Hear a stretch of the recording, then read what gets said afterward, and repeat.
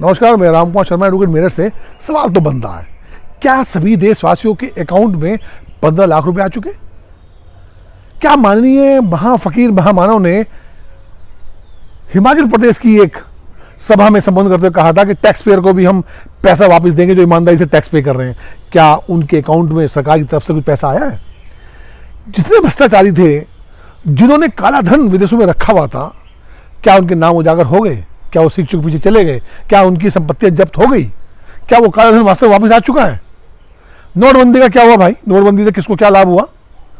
कितना नोट वापसी आया? 99% से अधिक नोट वापसी आरबीआई में जा चुका। फिर काला धन कहाँ था? ये सवाल बनता है ना। जब उसका जवाब ढूंढते हैं और पूछते हैं महाफकीर बहनों भाइयों, रिजल्ट ये निकल कर आता है कि गुजरात मॉडल दिखाया जाता है। लेकिन गुजरात मॉडल की जो वास्तविकता है, जो उसकी आत्मा है ना, जो उसके अंदर आत्मा निकले हुए प्रपंच है, षड्यंत्र है, चमत्कार है, वो देश को बताते हैं गुजरात मॉडल की कहानी। गुजराती भाग गए देश का पैसा लेकर। नीरव मोदी, ललित मोदी, विजय माल्या है, और अभी ये एबीजी। कोई 9,000 करोड़ रुपए लेकर भागा है, कोई 13,000 करोड़ रुपए लेकर भागा है, एक 15,000 करोड़ रुपए लेकर भागा है बहनों भाइयों। और अब 22,000 करोड़ से ज्यादा भारत की जनता का, हमारा पैसा, बैंकों का पैसा लेकर भाग गया। वो भी गुजराती निकला बहनों भाइयों। कोई जवाब है इसका? कोई जवाब नहीं होगा। जवाब हम चाह भी नहीं रहे हैं, जवाब किसी को चाहिए भी नहीं बहनों भाइयों, क्योंकि ये उन्मादी घुट्टी सरकार ने पिलाकर आपके दिमाग में डाली है, जो चाटनी उन्माद की चटाई है, उससे हम लोग ना क्या मदहोश हो चुके हैं। अगर आपका बैंक डिफॉल्टर हो जाता है, दिवालिया हो जाता है, भले ही आपके बैंक में 1 करोड़ रुपए हो, 10 करोड़ हो, आपको अब 1 लाख से 5 लाख रुपए मिलेंगे अगर डिफॉल्टर हो जाता है, तो दिवालिया हो जाता है तो। लेकिन अगर कोई बैंकों का पैसा लेकर, अरबों रुपया लेकर भाग जाता है, तो उसको माफ कर दिया जाता है, क्योंकि माफ करने की तो कला राजनीति है। ये महाफकीर आया है, इसने उन सब अपने तमाम परिचितों का, तमाम जानकारों का, हम ये कहेंगे पैसा क्यों माफ करा भाई? क्या आरबीआई ने, क्या उन बैंकों ने, क्या एनसीएलटी ने, क्या सत्ता ने, क्या इस महामानव ने उनकी संपत्ति जब्त करी? सवाल बनेगा ना। कितने जो एनसीएलटी में कंपनियां बंद होकर गई हैं, जो बंद होकर वहां पे विवाद चल रहे हैं कंपनियों के, उनके जो मालिक हैं, क्या उनकी संपत्ति जब्त करी सरकार ने? वो सड़कों पर आए क्या? उनके ऐशो आराम में कोई कमी आई? नहीं आई। अगर हम और आप कोई लोन ले लें बैंक से, है ना, तो क्या होगा? बैंक आपके घर जो है ना नोटिस चस्पा कर देगा, आपको तबाह बर्बाद कर देगा। प्रतिफल क्या होता है? आप सामाजिक रूप से इतना अपने आप को अपमानित महसूस करते हैं कि काफी लोग सुसाइड कर लेते हैं। जितना पैसा लेके भागा ना हिंदुस्तान के ये षड्यंत्रकारी, ये मोदी गुजरात मॉडल के लोग, इसमें सब किसानों के कर्जे माफ हो जाते, काम धंधे लोगों के सुधर जाते, शिक्षा स्वास्थ्य में अच्छी रोजगार मिल जाते। लेकिन इन बातों से हमारा कोई वास्ता रह नहीं गया। आज जो एनपी अकाउंट है, या जो लोग घोटाले हुए हैं, वो 6 लाख करोड़ से ज्यादा के हो चुके हैं। अब ये कहेंगे क्या पहले नहीं होते थे? कांग्रेस के टाइम में नहीं होते थे बहनों भाइयों? वही ये चलते थे ना। तो मनमोहन सरकार की जो लास्ट जो 14 जो तक की जो एनपी अकाउंट थे, डिफॉल्टर थे या एनपी अकाउंट हुए थे, है ना, वो थे 25,000 करोड़। और 25,000 करोड़ से आज कितना हो चुका है? 6 लाख करोड़ से अधिक। क्यों? इसका कौन जवाब देगा? हो चुका है तो इनसे रिकवरी का क्या साधन आपने बनाया है? आपने ऐसे ऐसे बैंक डिफॉल्टरों को, ऐसे ऐसे लोगों को, दिवाली हो चुके हो, आपने उनको राफेल तक की दो सौदे दे दिए। ये सवाल आपसे करता है तो आप उसको देशद्रोही कहते हैं, कांग्रेसी कहते हैं, कम्युनिस्ट कहते हैं, आप राष्ट्रवाद लेके आ जाते हैं।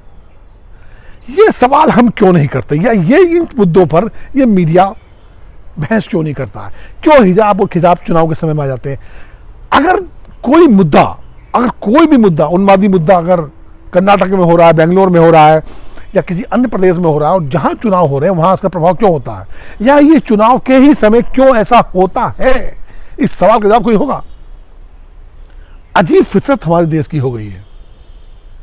भाई भाई से लड़ रहा है, हर गली नुक्कड़ मोहल्ले पर एक उन्मादी धार्मिक तलवार लेकर आदमी खड़ा हुआ है, भाई भाई को काट रहा है, वो प्रेम मोहब्बत सब खत्म हो गई है। महिलाओं को अपमान हो रहा है, लड़कियों को जिंदा जलाया जा रहा है। धर्म भी एक कोने में बैठ के रो रहा होगा, कुरान और गीता भी रो रही होंगी, ये कैसे मेरे अनुयायी हैं, कैसे मेरे धर्म के लोग हैं ये, है ना। भगवान भी तरस खाता होगा इनकी, इन विघटनकारी शक्तियों के भावर जाल में फंसकर, षड्यंत्र में फंसकर जनता कर क्या रही है भाई? कत्लेआम कर रही है।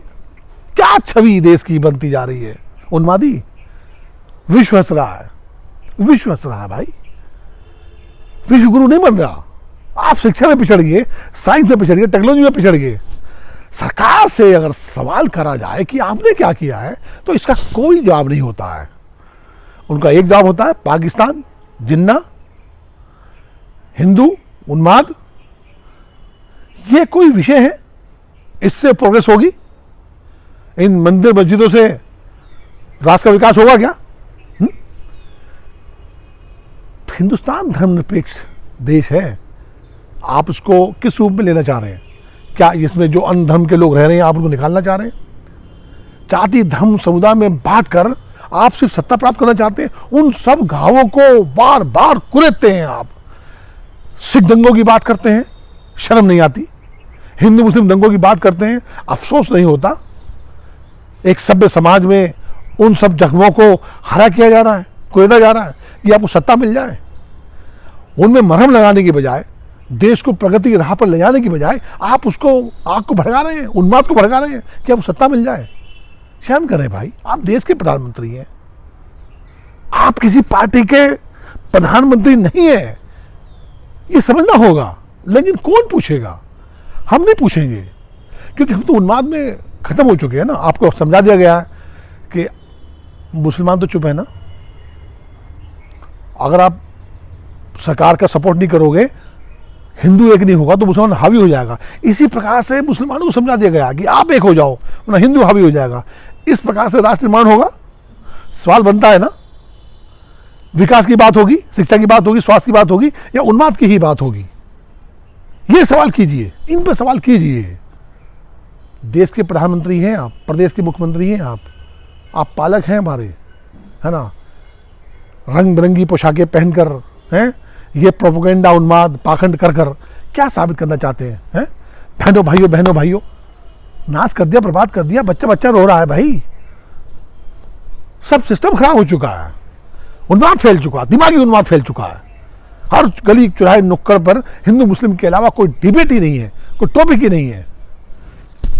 कमाल हो गया यार, कमाल हो गया। और इसके सब जिम्मेदार आप हैं। आप जब चुनते हैं ना, आप उन्माद को चुनते हैं, आप जाति को चुनते हैं, आप धर्म को चुनते हैं, संप्रदाय को चुनते हैं, देश को नहीं चुनते। देश की तो आप तथाकथित बातें करते हैं, राष्ट्रवाद की तो एक तथाकथित बातें करते हैं आप। तथाकथित राष्ट्रवादी सोच होती जा रही है हम लोगों की। सवाल बनता है ना, कीजिए सवाल अपने आप से, दिल पे हाथ रख के पूछिए। हिंदू मुस्लिम की संस्कृति से अलग उठकर देश देखिए, देश पहले है ना। सवाल तो बनता है। नमस्कार।